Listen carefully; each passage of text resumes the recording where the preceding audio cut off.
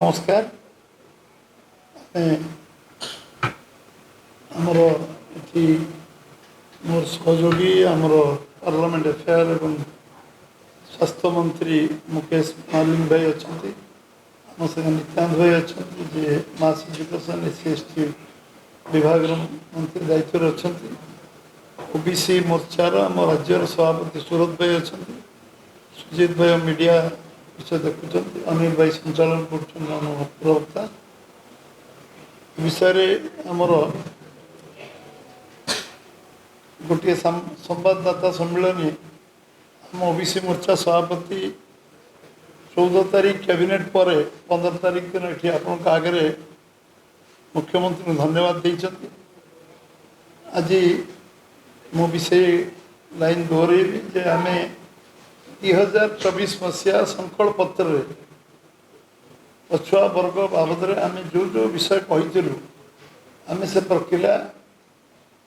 आरंभ कर मुख्यमंत्री को जिते धन्यवाद देने कम हम जे विषय को सी सरकार परिवार गोटे वर्ष परिवार पूर्व से एक निष्पत्ति ऐतिहासिक निष्पत्ति जोटा कि लंबा समय धरी लोकों मन रे थिला एवं ओडिशा रे पछुआ वर्ग लोकों संख्या 54 भाग विभिन्न दृष्टिकोण आम 27 भाग संवैधानिक व्यवस्था थिले भी आम जेहेतु अनुसूचित जनजातिर 22.25 एवं अनुसूचित जातिर 16.50 एवं 50% सर्वोच्च न्यायालय कहले 50% सीलिंग रिजर्वेशन दे हम ना तेणु आमको 11.25 व्यवस्था आम पाखे से पूरा कर राज्य सरकार एवं ये व्यवस्था को लागू करने आम सरकार संकल्प नहीं संकल्प उल्लेख कराई आम दल कर सरकार आसिले आम कम कर कार्य को आम कर एवं आमे आम प्रधान यशस्वी प्रधानमंत्री को 2018 मसीह संवैधानिक मर्यादा देते संविधान जदि ओबीसी कमिशन थिला क्षमता नथिला दायित्व नथिला ताकू प्रथम थर देते ओबीसी को पछुआ वर्ग कमिशन एवं तार पूर्ण क्षमता संवैधानिक क्षमता अर्पण कराई आज आम जो विषय आम आमर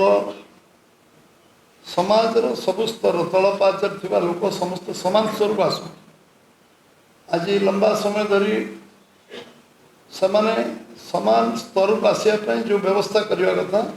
सरकार दायित्व रोचे सरकार समस्त जो उच्चरे अच्छा तले अच्छा सागर आने से आम जो दृढ़तार सहित एक विचार विमर्श करूँ दल भर आलोचना करूँ कार्यकारी आम कर खूब शीघ्र